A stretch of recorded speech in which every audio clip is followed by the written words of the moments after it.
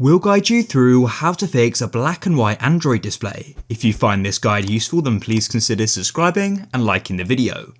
First of all, go and open up your settings like so, and then what you need to do is you want to go to the top right and click on the search, and you want to go and search for grayscale like so. So I've recently searched for it, but you'll probably need to go and type it in, and it should find a result, and this will take you to your color correction settings.